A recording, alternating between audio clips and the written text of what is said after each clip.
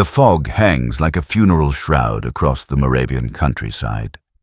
It is 9 o'clock in the morning on December 2nd, 1805, and Marshal Jean de Dieu Soult cannot see 20 paces ahead of him. The mist is so thick, so utterly impenetrable, that the 24,000 men of his 4th Corps might as well be ghosts, invisible phantoms waiting in the spectral grey dawn. He can hear them, though. God, he can hear them. The shuffle of thousands of boots, the metallic clink of muskets and sabres, the nervous coughs of men who know they are about to die. Somewhere in the fog, a young conscript is praying. Another is thinking of his wife in Toulouse. A grizzled sergeant from the Italian campaigns is checking his flint for the 100th time. Soult's heart hammers against his ribs. Everything depends on the next hour. Everything. If the Emperor's gambit fails, if this audacious, impossible plan collapses, the Grande Armée will be destroyed, France will fall, and the revolution itself will be swept into history's dustbin. But if it succeeds, a messenger appears like a spectre from the whiteness, his horse's breath steaming. The Emperor says now, Marshal, now. Soult draws his sword. The steel sings as it leaves the scabbard, a sound that will echo through 2 centuries of military history. He turns to his division commanders, Generals Saint-Hilaire and Vandamme, men who have followed Napoleon from the sands of Egypt to the salons of Paris. Gentlemen, Soult's voice cuts through the fog like a blade. The Emperor gives you the Pratzen Heights. Take them! 24,000 men surge forward into the mist. Within the hour, the fate of Europe will be decided. Within the hour, Napoleon Bonaparte will either secure his place as the greatest military commander since Alexander the Great, or he will become a footnote, another ambitious Corsican who reached too far and fell. This is the story of that hour. This is the story of Austerlitz. To understand what happens on this fog-shrouded battlefield in Moravia, we must first understand the men whose ambitions and fears brought 3 great armies to this frozen field. On the morning of December 2nd, 1805, Napoleon Bonaparte is 36 years old. He has been Emperor of France for exactly 18 months. Born Napoleone di Buonaparte on the island of Corsica in 1769, the man now commanding 73,000 French soldiers has traveled an almost incomprehensible distance. The son of minor Corsican nobility, speaking French with a thick Italian accent that aristocrats mocked. Young Napoleon seemed destined for provincial obscurity, perhaps a career as a middle-ranking artillery officer in some forgotten garrison. But the revolution changed everything. It shattered the old world certainties and created a universe where talent, ruthlessness, and genius could triumph over birth. Napoleon seized this moment with both hands. At 24, he saved the revolution at Toulon. At 26, he crushed the Italian armies. At 30, he crowned himself first consul. At 35, he placed the imperial crown on his own head in Notre Dame Cathedral, forcing Pope Pius VII to watch as Napoleon declared himself emperor, chosen not by God or bloodline, but by his own merciless will. Yet for all his victories, for all his laurels, Napoleon understands something his marshals do not. He is desperately vulnerable. Britain controls the seas. His planned invasion of England lies in ruins after Trafalgar, where Admiral Nelson shattered the combined Franco-Spanish fleet just 2 months ago. Now Austria and Russia have formed a new coalition, the Third Coalition, determined to strangle his empire in its cradle. He has marched the Grande Armée, the finest military instrument the world has yet seen, from the English Channel to the heart of Europe in a campaign of stunning speed and audacity. He has captured an entire Austrian army at Ulm. But now, near the obscure Moravian village of Austerlitz, he faces both the Russian Imperial Army and what remains of Austria's forces. He is outnumbered. He is far from home. Winter is closing in. One battle. Everything depends on one battle. 28 years old, idealistic handsome and burning with the ambition to prove himself a worthy successor to Catherine the Great. Tsar Alexander I has brought 85,000 Russian soldiers west to destroy the Corsican upstart. Alexander is a study in contradictions. Educated by a liberal Swiss tutor who filled his head with Enlightenment ideals, he dreams of reforming Russia, of bringing liberty and progress to his vast empire. Yet he rules as an autocrat, as all Romanovs must. He despises Napoleon as a usurper, a revolutionary who threatens the divine order of monarchies. Yet there is also jealousy in his contempt. Napoleon has achieved military glory that Alexander craves but has never earned. Surrounding the young Tsar are men who will shape the coming disaster. General Mikhail Kutuzov, at 60 years old, is the most experienced Russian commander, a wily survivor who lost an eye fighting the Turks.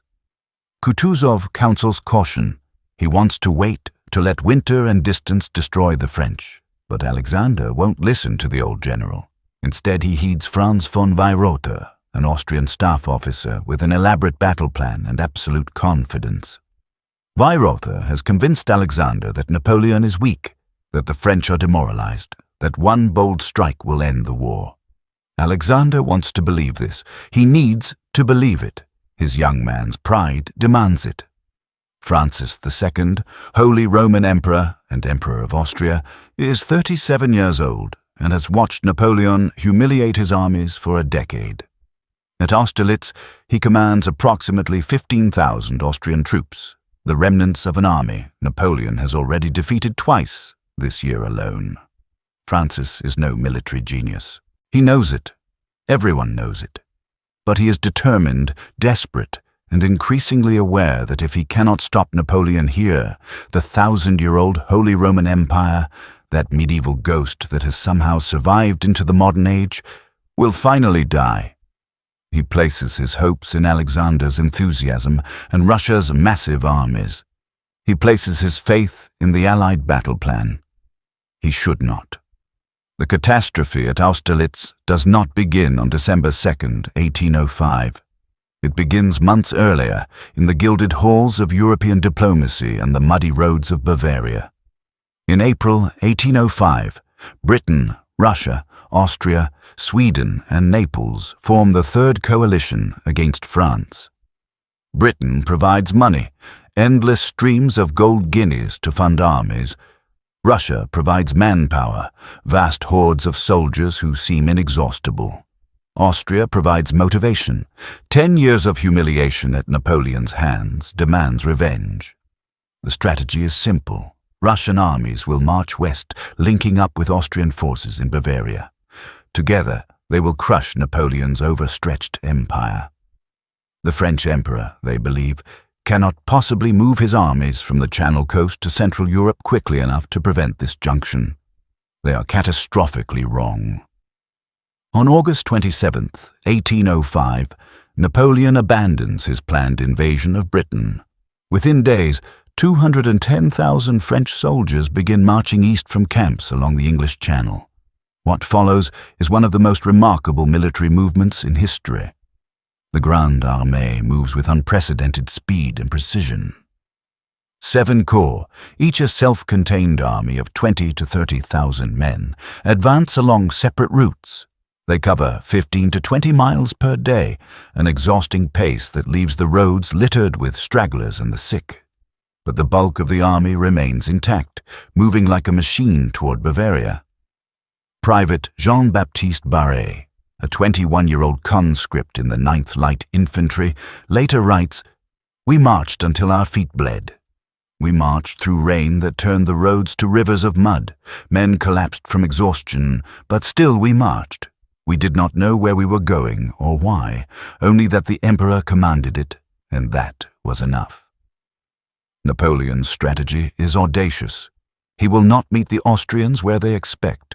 Instead, he will swing the Grande Armée in a vast arc, crossing the Rhine and Danube rivers, positioning himself behind the main Austrian army, commanded by General Karl Mack von Leiberich.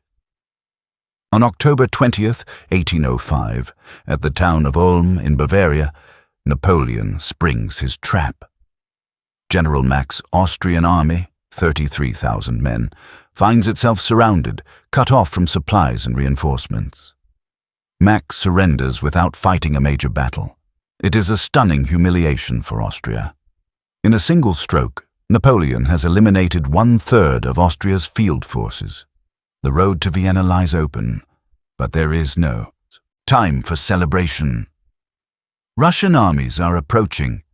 Kutuzov's main force is moving through Moravia to link with Austrian reserves. Napoleon must move quickly before the Allies can concentrate their full strength. November 1805 is a blur of marching, skirmishing, and maneuver. The Grande Armée advances through Austria, seizing Vienna on November 13th. But this is a hollow victory.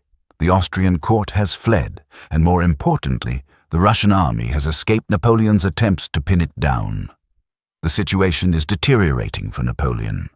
With each day, more Russian reinforcements arrive. The French supply lines stretch longer and more tenuous.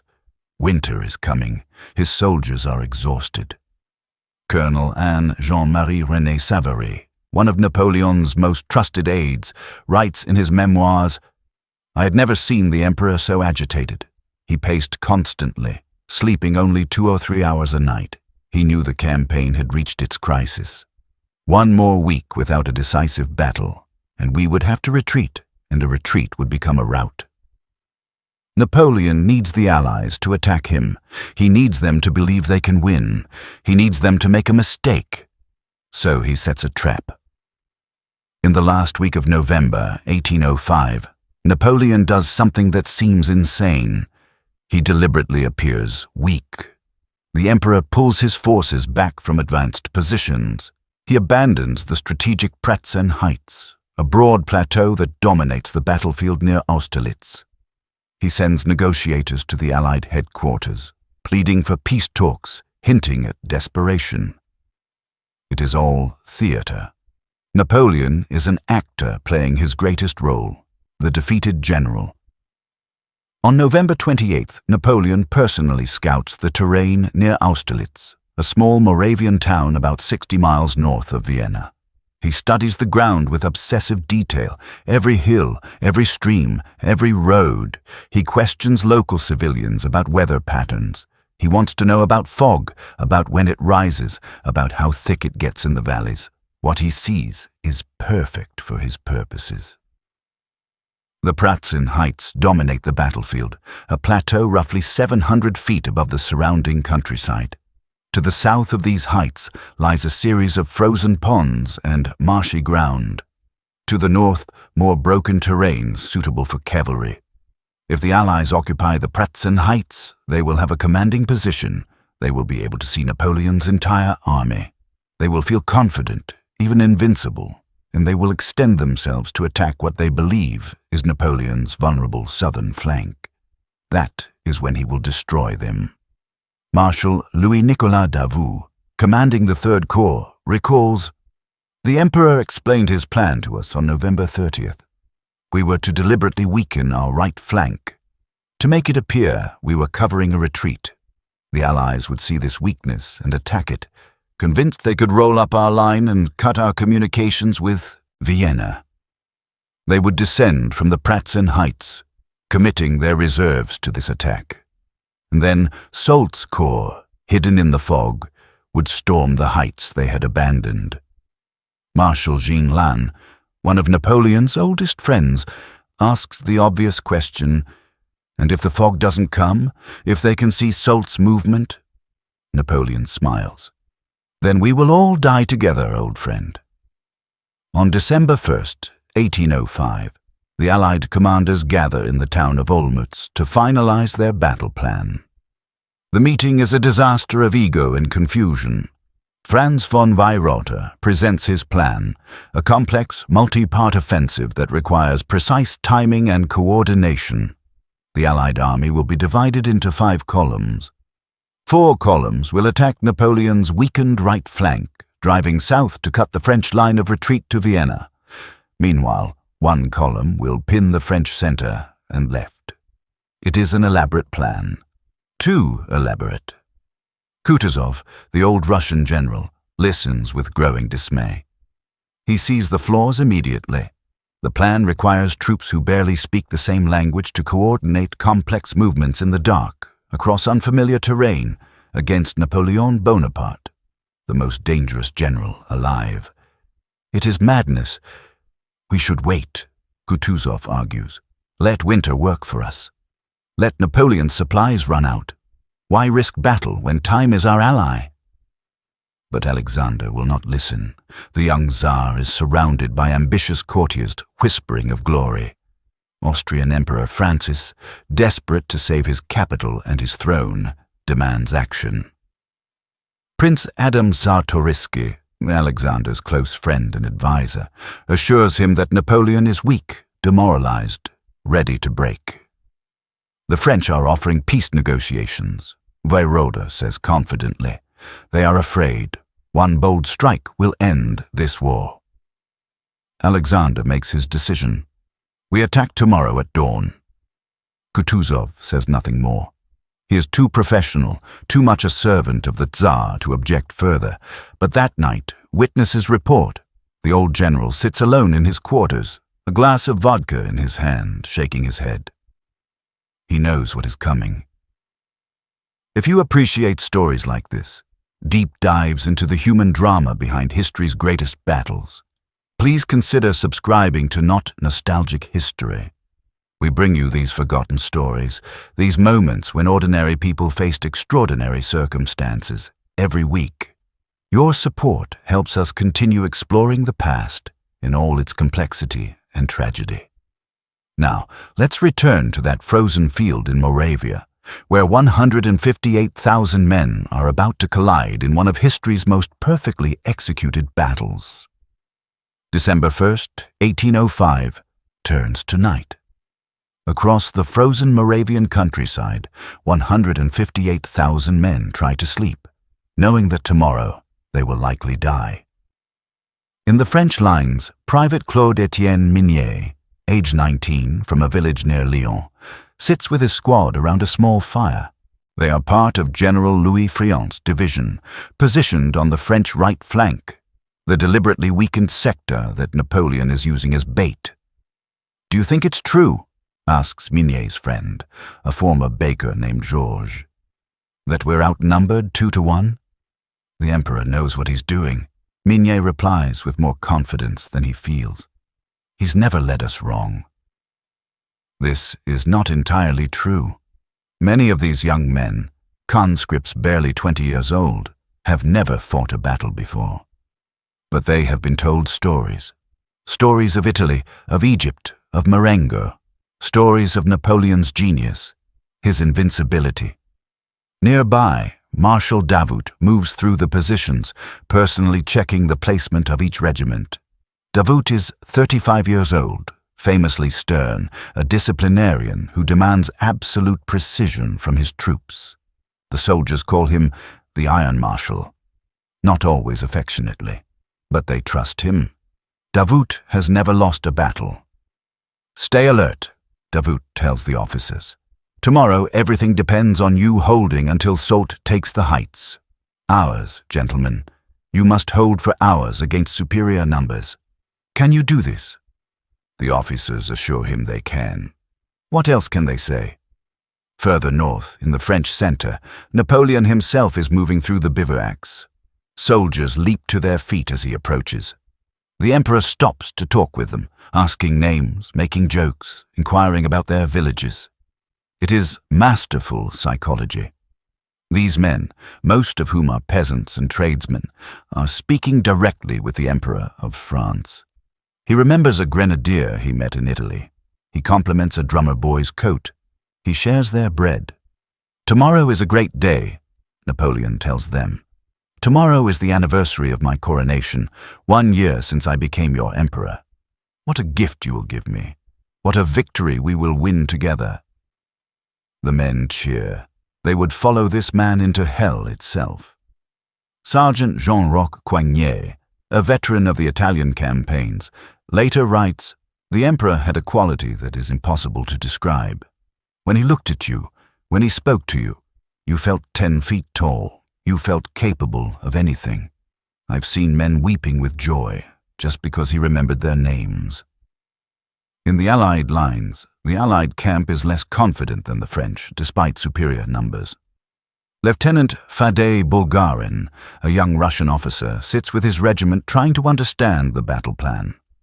The orders are confusing. His unit is part of the second column, which is supposed to attack at some specific time, coordinating with other columns, but no one seems certain of the exact timing.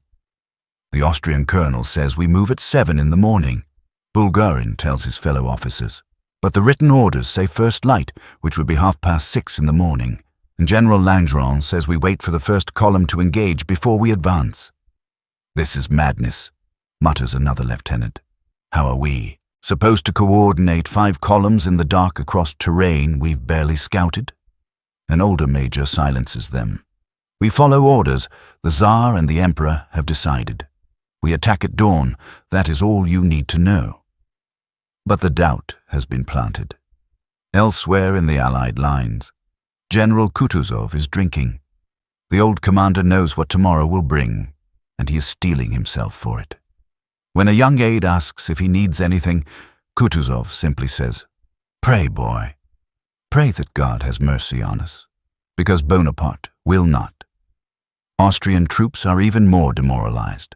Many are survivors of Ulm, men who surrendered without firing a shot just 6 weeks ago. They have no confidence in victory. They are here because they have no choice. Leopold Zeckmeister, an Austrian corporal from Salzburg, writes in his journal that final night, "We are told the French are weak, that they are ready to collapse. But I have seen what they can do. I was at Marengo. I was at Hohenlinden. Tomorrow will be another disaster. I feel it in my bones."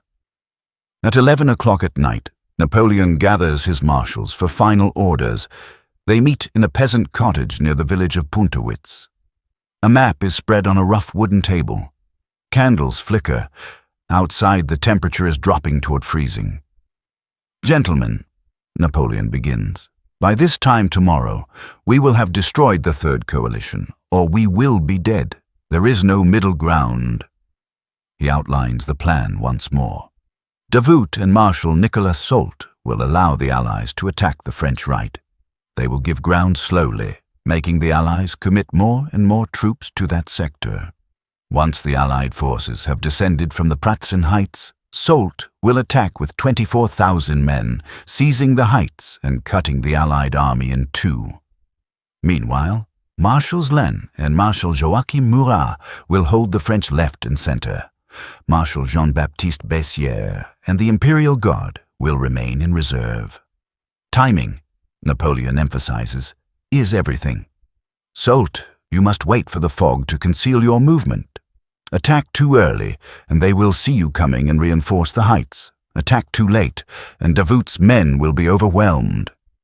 And if there is no fog, Soult asks. There will be fog, Napoleon says with absolute certainty. I have spoken to every peasant, every shepherd in this region. The low-lying areas near the ponds always have thick fog in winter mornings. It will burn off around 9 in the morning. That is your moment. Marshal Michel Ney, the red-haired, bravest of the brave, grins. And then, my dear Ney, we slaughter them. The marshals return to their corps. Napoleon remains in the cottage, studying maps and making calculations. An aide brings him coffee. The Emperor drinks it in a single gulp, barely tasting it. At 3 o'clock in the morning, Napoleon finally lies down for 2 hours of sleep. He has done all he can. Now it is in the hands of fate, weather, and 73,000 French soldiers. December 2nd, 1805, 4:30 in the morning. It is still utterly dark. The temperature has dropped to just below freezing. And yes, God help the Allied army. There is fog, dense, impenetrable fog that reduces visibility to mere yards. The Allied columns begin their movement in chaos. The complex plan that seemed so elegant in Weirother's headquarters immediately collides with reality. The first column, commanded by Lieutenant General Dmitry Dokhturov, is supposed to advance at first light. But in the fog and darkness, units lose their way. Regiments collide with each other on narrow roads. Austrian units and Russian units, unable to communicate effectively, become confused about their orders. Lieutenant Bulgarin finds himself marching with his regiment through absolute darkness, no idea where they are or where they're going. They can hear other units moving nearby, the creak of artillery carriages, the shuffle of thousands of boots, shouted orders in Russian and German, but they can see nothing. "Halt!" comes an order. The column stops. Then, minutes later, "Advance!" They move forward. Then another halt. It is maddening. What is happening is predictable. An army of 85,000 men trying to execute a complex maneuver in the dark across unfamiliar terrain is descending into confusion, not total collapse. The Allied army is professional enough to maintain basic cohesion, but the precise timing and coordination that Weyrother's plan demands is already impossible. Meanwhile, as the Allied columns descend from the Pratzen Heights to attack the French right, they are abandoning the commanding position that dominates the battlefield. They are walking into Napoleon's trap. The first Allied columns crash into Davout's lines around 6:30 in the morning. The fighting is immediately brutal. Private Minier and his companions are eating a hurried breakfast of bread and coffee when the attack comes. Through the fog, they hear shouting in Russian, the thunder of boots, and then, impossibly close, the crack of muskets. "Form line!" screams their captain.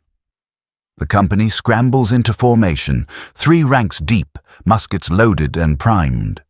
The Russian infantry emerges from the fog like demons from hell. They are massive men in green coats, faces bearded and grim, advancing in dense columns that seem unstoppable. "Fire!" The French muskets crash in a rolling volley. Through the smoke and fog, Minier sees Russian soldiers fall. But more keep coming, always more. The Russians return fire, a devastating volley that tears through the French line. The man next to Minier takes a musket ball in the chest and goes down without a sound. "Reload! Reload!" Minier's hands are shaking as he tears open a paper cartridge, pours powder down the barrel, rams the ball home. 30 seconds to reload a musket, 30 seconds of eternity while the enemy advances. Another volley. The Russians are 20 yards away now.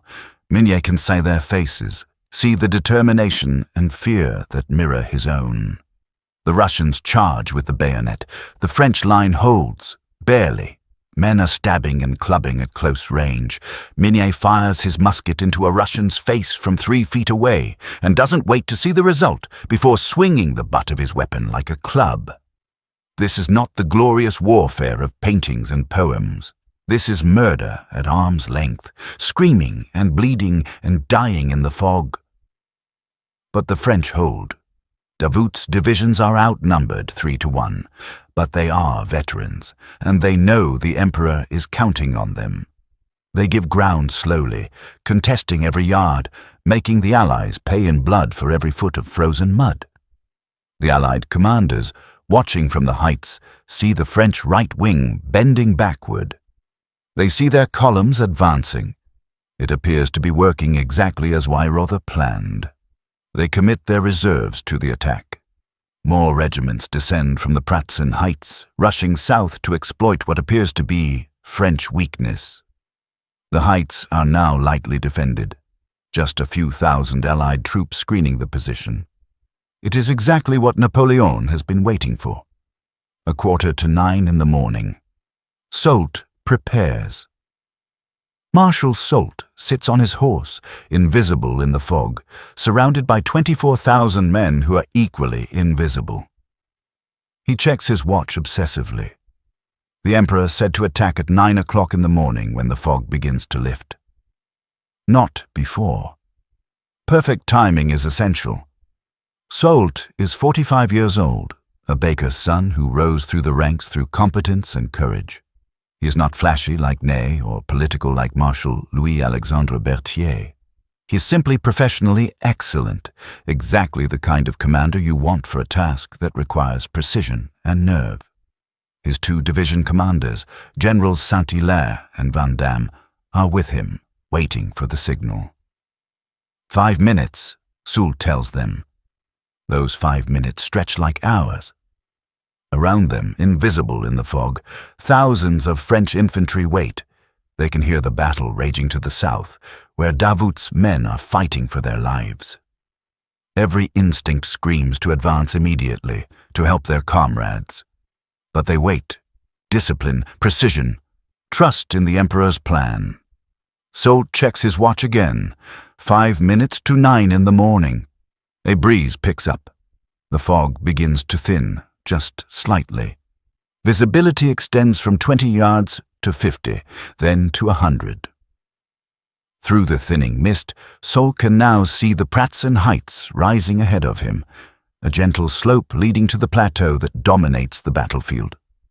On those heights, a few thousand Allied troops stand in loose formation, watching the battle to the south. They believe the French are far away, believe the main fighting is elsewhere. They're about to receive the shock of their lives. 9 o'clock in the morning. Sound the advance. Soult commands. Drums begin to beat. The pas de charge, the attack rhythm that has echoed from the pyramids of Egypt to the streets of Vienna. 24,000 French soldiers surge forward. Through the thinning fog, the Allied troops on the Pratzen heights see something impossible. A massive French corps, appearing like phantoms from the mist, advancing directly toward them at attack speed. Colonel Prince Ferdinand von Wimpfen, commanding an Austrian regiment, stares in disbelief. "Where did they come from?" he shouts. "The French are supposed to be retreating." There is no time for answers. The French are coming. What follows is a meeting engagement, two forces colliding unexpectedly, both trying to seize the same ground. It is chaotic, desperate, and absolutely crucial. Whoever controls the Pratzen heights controls the battlefield. General Saint-Hilary's division hits the Allied defenders first. The French advance in mixed order. Skirmishers forward, columns of infantry behind, moving fast to seize the high ground before Allied reinforcements can arrive. The fighting is savage and immediate. Austrian and Russian units, caught by surprise, form hasty defensive lines. The French infantry, driven by the knowledge that the entire battle depends on them, attack with fanatical intensity. Lieutenant Colonel Armand Marquez, commanding the 10th Light Infantry Regiment, leads his men up the slope. Russian artillery, caught in the middle of repositioning, fires canister shot at point-blank range. The iron balls scythe through Marquez's leading companies, cutting men down like wheat. But the French keep coming. They overrun the Russian guns, bayoneting the gunners at their pieces. A Russian counterattack hits the French left, a brutal collision of infantry that degenerates into hand-to-hand combat with bayonets, swords, and musket butts. Marquez falls, shot through the shoulder. His lieutenant, barely 22 years old, picks up the regimental eagle and continues forward. "For the Emperor!" he screams, and the men follow. The Allies rush reinforcements to the heights. Russian General Miloradovich brings up his division, veteran troops who have fought the Turks and the Poles. They collide with Saint-Hilary's exhausted men near the village of Pratzen. The fighting is now happening on both sides of the slope. On the southern face, French troops are pushing upward. On the northern side, Russian troops are climbing to reinforce the defense. For 30 minutes, the outcome hangs in perfect balance. General Van Damme's division reaches the summit from a different angle, hitting the Allied flank. Now the French have momentum. Russian and Austrian units, attacked from multiple directions, begin to break. By 10 o'clock in the morning, after 1 hour of brutal combat, the French control the Pratzen heights. Soult sits on his horse at the highest point of the plateau and looks down at the battlefield spread below him. What he sees is the death of an army.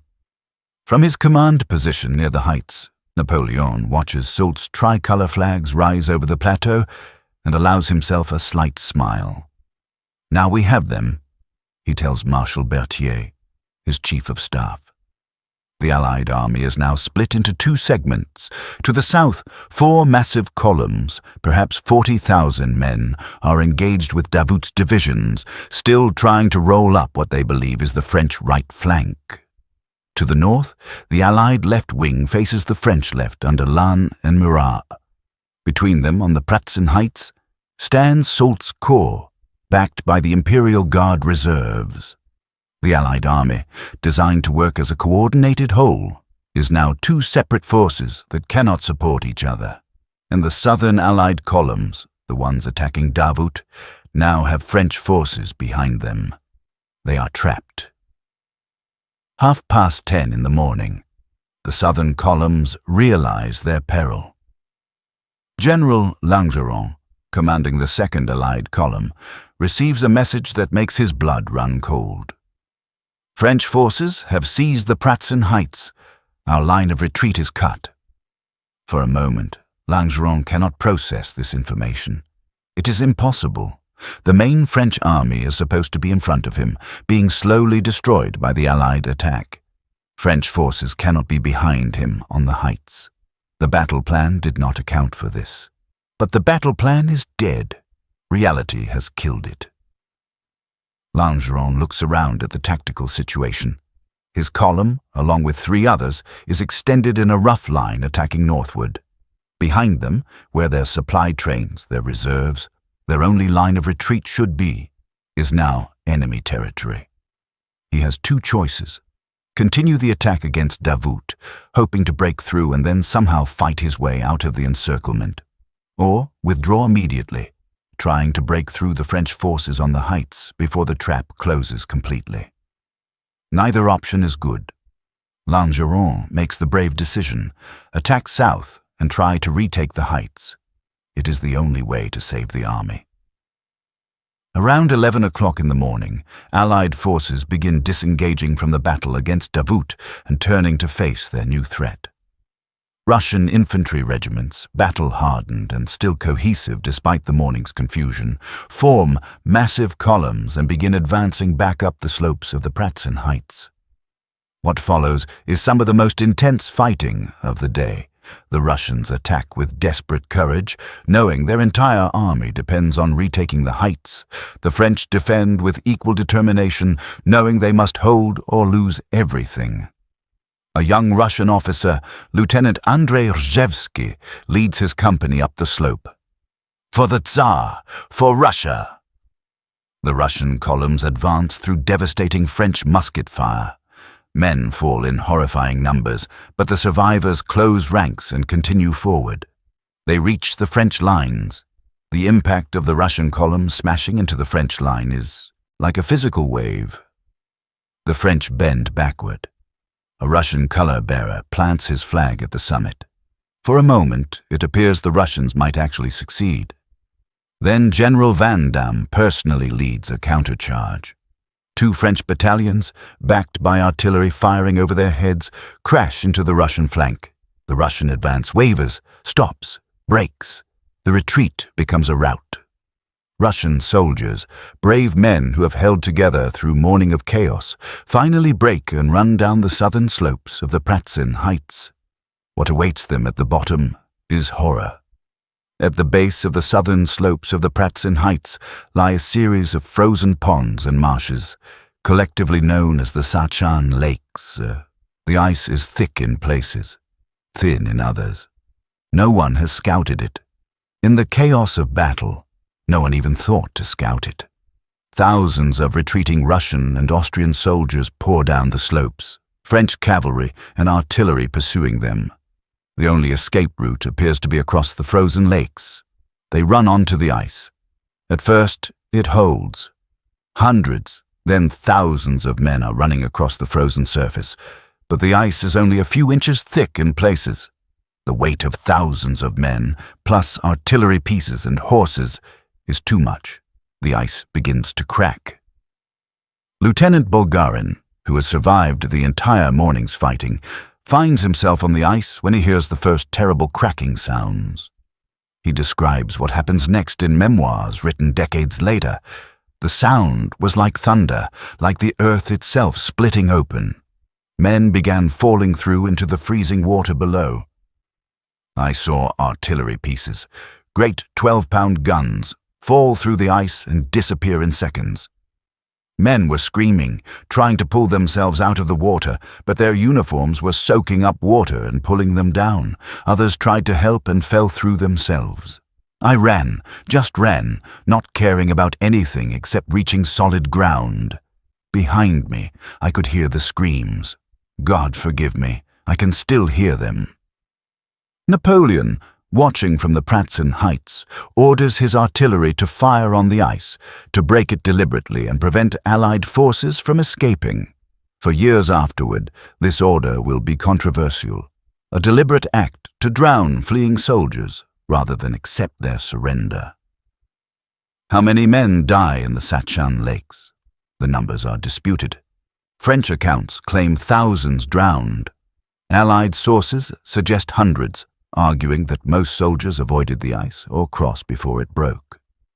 Modern historians like Professor David Chandler estimate probably between 200 and 400 men drowned in the Sachin lakes.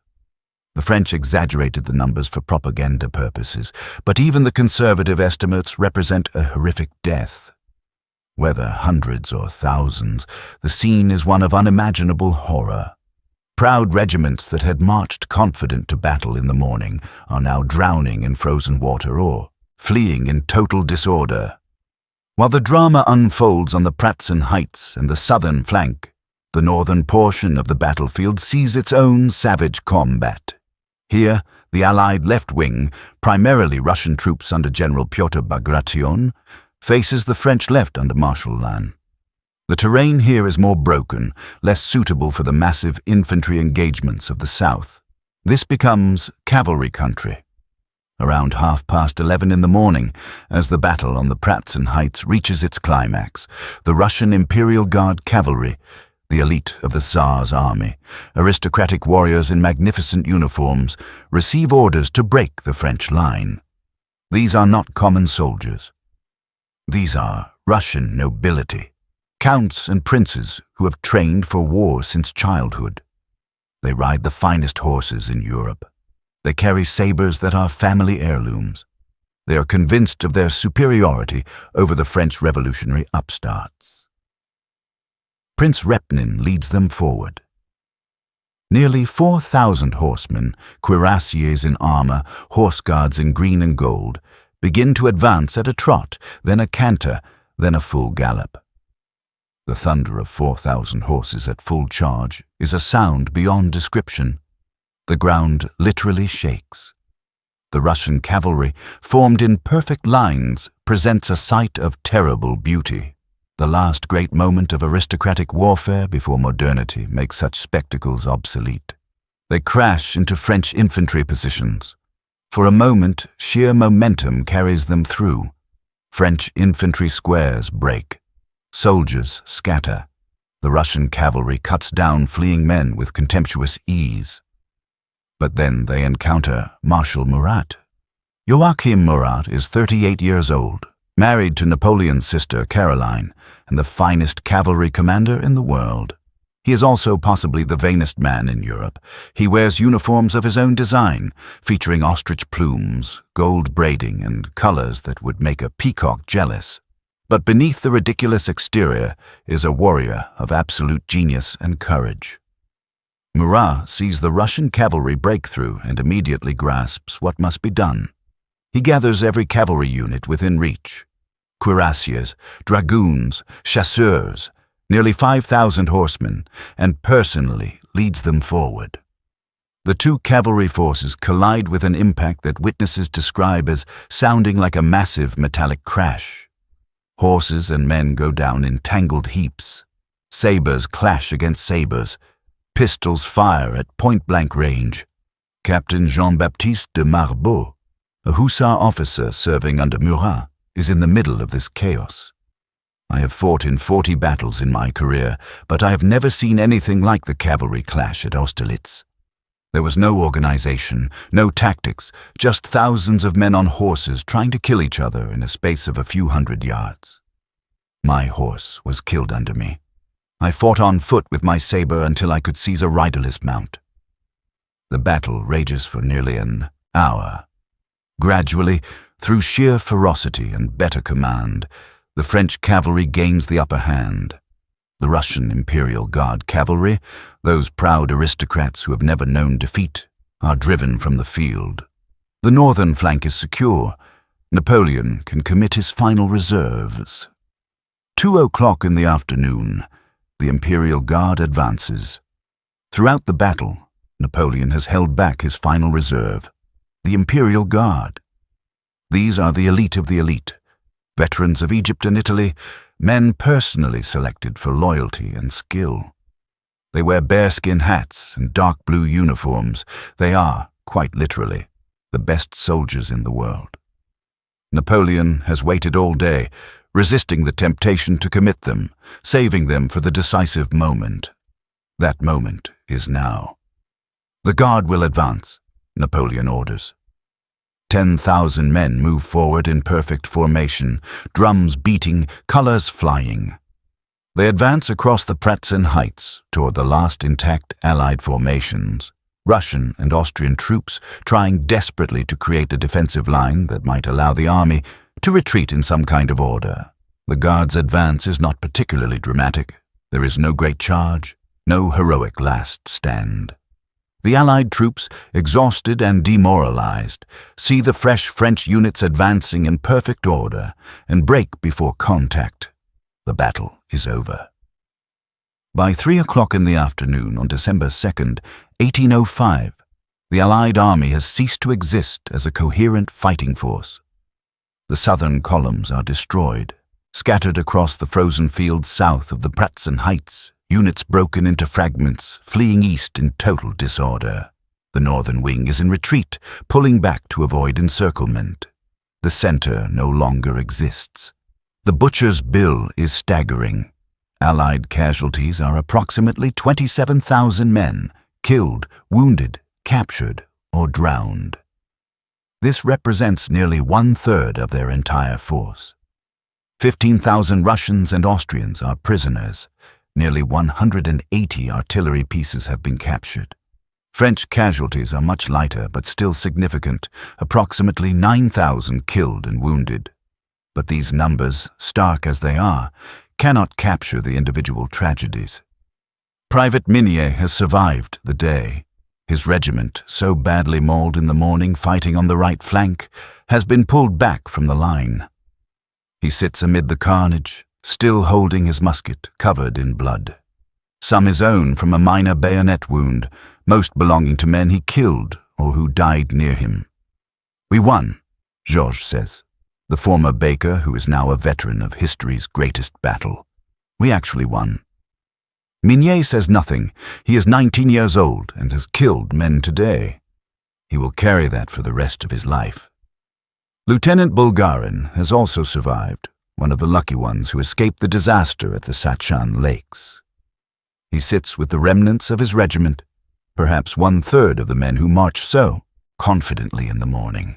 They are too exhausted, too traumatized to speak. Around them, the wounded scream. There are thousands of wounded from all armies lying in the frozen fields. The medical services of 1805 are primitive at best. Men with abdominal wounds will die slowly and in agony. Men with shattered limbs will face amputation without anesthesia. Many will simply be left to die. Leopold Zechmeister, the Austrian corporal who predicted disaster, lies dead on the Pratzen Heights, killed by French canister shot during the battle for the summit. His journal, found weeks later, will survive him. His widow will receive it months later. She will never remarry. As darkness falls, Napoleon establishes his headquarters in the village of Austerlitz itself. He is exhausted but exultant. In a single day, he has destroyed the Third Coalition. Emperor Francis of Austria, his army shattered, sends envoys requesting a personal meeting. Napoleon agrees. The two emperors meet at a farmhouse near the battlefield. It is a scene of profound historical irony.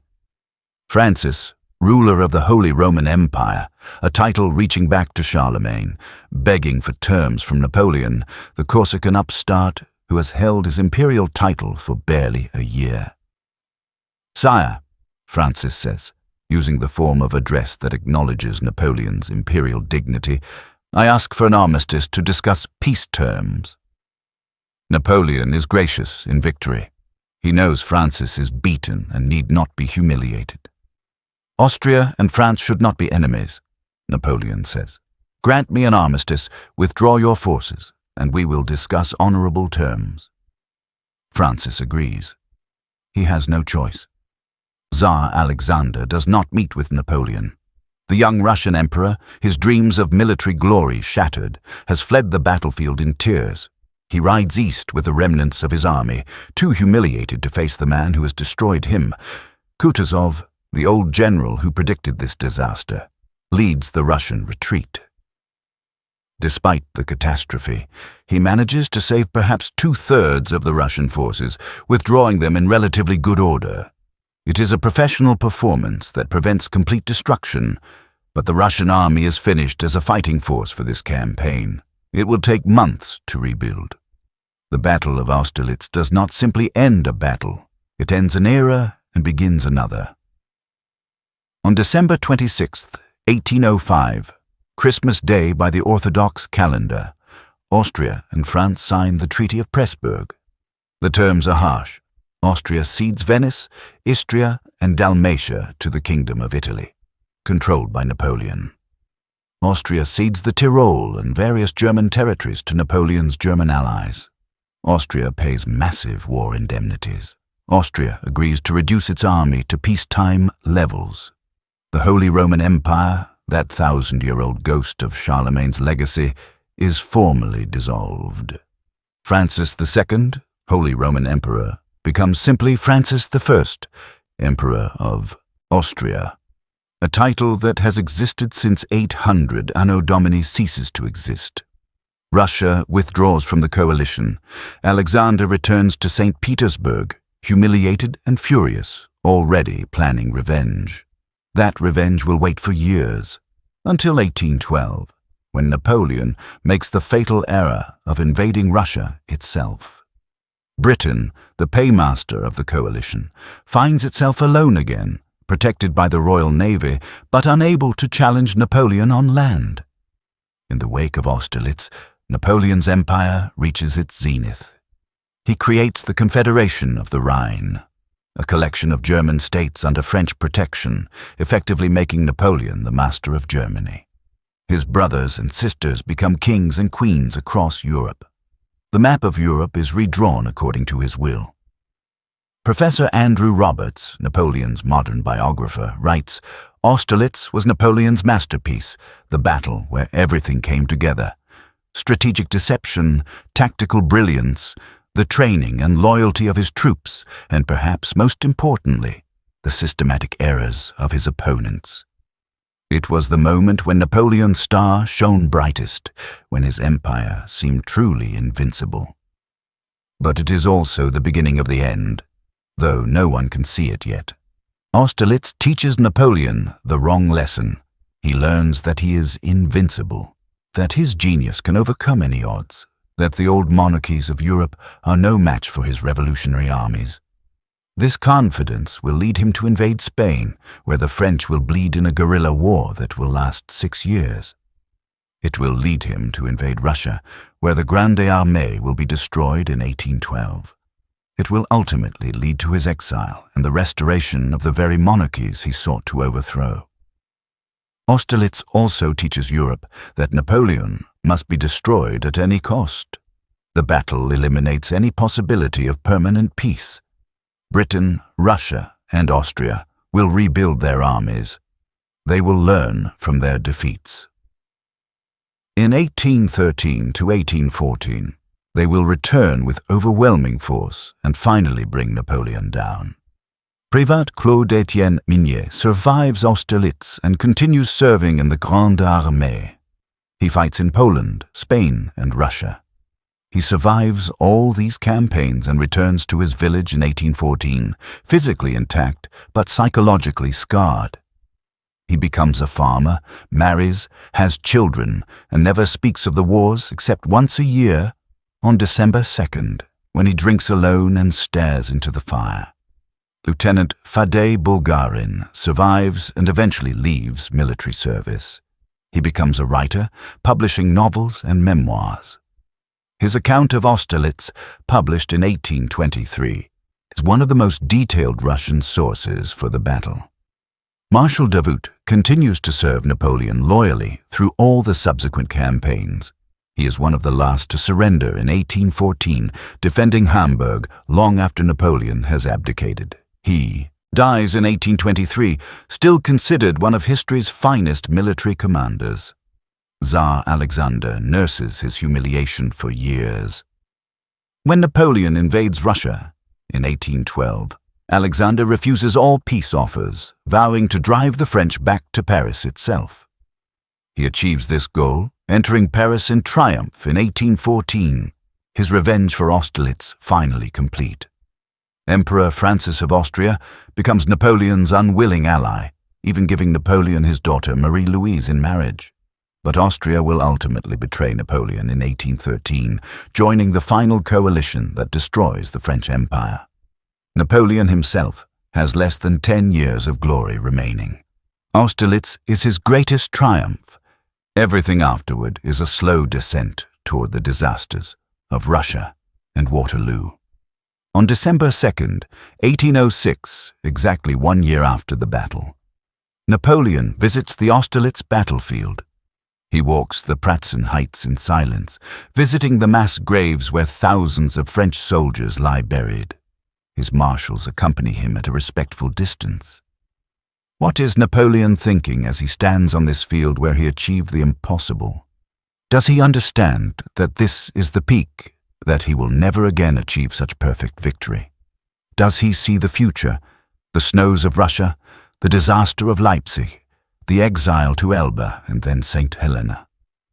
We cannot know.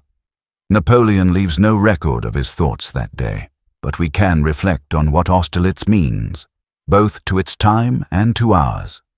Austerlitz demonstrates that individual genius, properly applied, can overcome material disadvantages. Napoleon was outnumbered and operating far from home. By all conventional military wisdom, he should have retreated and avoided battle. Instead, through deception, understanding of terrain and weather, and perfect timing, he destroyed a superior force. But Austerlitz also demonstrates the danger of success. The battle convinced Napoleon that he was invincible, that his genius could solve any problem. This overconfidence led directly to his later disasters.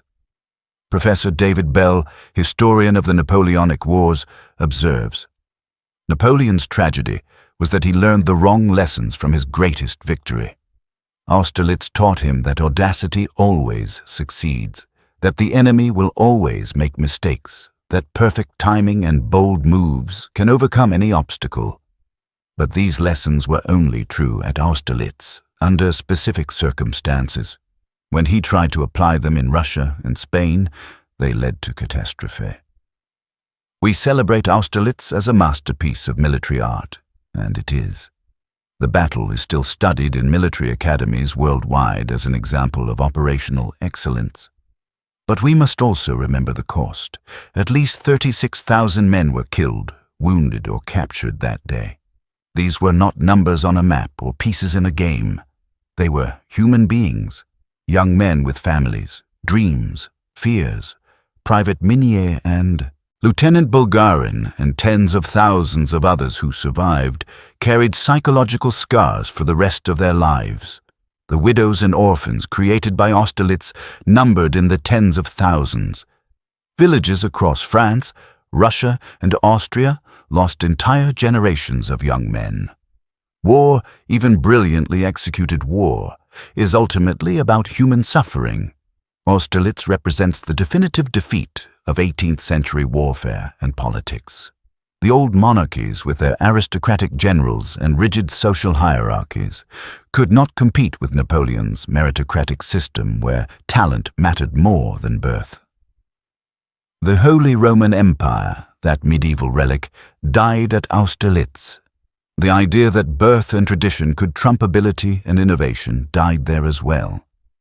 The French Revolution, for all its blood and terror, had unleashed a new principle into European politics, that men could rise according to their abilities, that the old certainties of class and privilege were not eternal. Napoleon himself was both the embodiment and the betrayal of this principle. He rose from obscurity through talent, but he ultimately created his own aristocracy, his own empire. He swept away the old order, but replaced it with something equally autocratic. Looking back, Austerlitz seems inevitable, the product of Napoleon's genius and Allied incompetence. But it was not inevitable at all. If there had been no fog on the morning of December 2nd, Soult's attack would have been seen and defeated. If Alexander had listened to Kutuzov and avoided battle, time and distance would have forced Napoleon to retreat. If the Allied battle plan had been simpler and more realistic, they might have won. History is not predetermined. Austerlitz happened because of a series of decisions and accidents. Different decisions, different weather, different timing, and the outcome could have been completely different. This is both humbling and empowering. We are not prisoners of fate. Our choices matter. But we must also recognize the role of chance, of factors beyond our control. In our modern world, Austerlitz seems impossibly distant. A battle of emperors and marshals, of cavalry charges and musket volleys, of concepts like glory and honor that seem quaint to our cynical age. But the fundamental truths of Austerlitz remain relevant.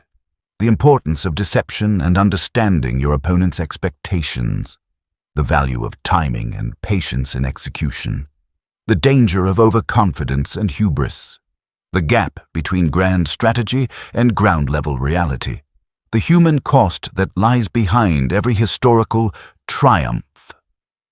Most fundamentally, Austerlitz reminds us that history is made by human beings, flawed, brilliant, courageous, and fearful people making decisions with incomplete information under impossible pressure. Napoleon at Austerlitz was not a god or a superhuman genius.